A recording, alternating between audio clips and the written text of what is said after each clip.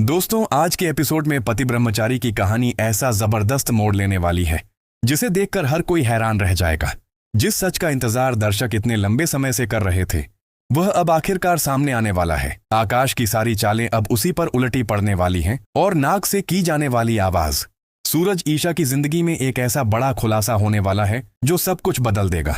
आज के एपिसोड की शुरुआत होती है कलेक्टर ऑफिस से, जहां सूरज अपने करियर के सबसे बड़े और अहम प्रोजेक्ट को लेकर बेहद तनाव में बैठा होता है। उसका वाटर प्रोजेक्ट उसके आईएएस जीवन का सबसे बड़ा सपना होता है। अगर आज यह प्रोजेक्ट पास नहीं हुआ तो उसकी सालों की मेहनत पर पानी फिर सकता था। लेकिन तभी ताइमा एक बार फिर अपनी चाल चलती है। वह लगातार सूरज के कान भरते हुए कहती है कि ईशा जानबूझकर पेन ड्राइव लेकर नहीं आई ताकि सबके सामने सूरज की बेइज्जती हो और उसका सपना टूट जाए।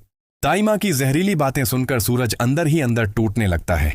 उसे लगने लगता है कि शायद ईशा ने सच में उसका भरोसा तोड़ दिया।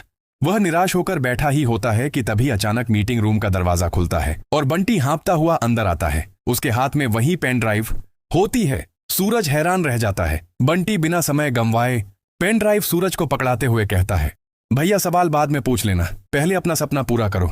सूरज तुरंत मीटिंग रूम के अंदर पहुंचता है। जैसे ही वह पेन ड्राइव लगाता है स्क्रीन पर शानदार प्रेजेंटेशन सामने आ जाता है। सूरज पूरे आत्मविश्वास के साथ अपना वाटर प्रोजेक्ट प्रस्तुत करता है। मंत्री जी और सभी अधिकारी उसकी प्रस्तुति से बेहद प्रभावित होते हैं। कुछ ही देर बाद मंत्री जी मुस्कुराते हुए उसके प्रोजेक्ट को मंजूरी दे देते हैं। यह सुनते ही सूरज की आंखों में खुशी के आंसू आ जाते हैं। उसका सबसे बड़ा सपना पूरा हो चुका होता है। लेकिन दूसरी तरफ आकाश आग बबूला हो उठता है। उसने ईशा को कमरे में बंद कर रखा था ताकि पेन ड्राइव बाहर ना जा सके। फिर यह कैसे पहुंच गई? गुस्से में वे घर पहुंचता है और ईशा का हाथ कसकर पकड़ते हुए चिल्लाता है, तूने मेरी पूरी योजना बर्बाद कर दी। दर्द में होने के बावजूद ईशा डटकर जवाब देती है, मैं सूरज के सपनों को कभी टूटने नहीं दूंगी। उधर प्रोजेक्ट पास होने के बाद सूरज बंटी को गले लगाकर धन्यवाद देता है। लेकिन बंटी जो सच बताता है उसे सुनकर सूरज के पैरों तले जमीन खिसक जाती है।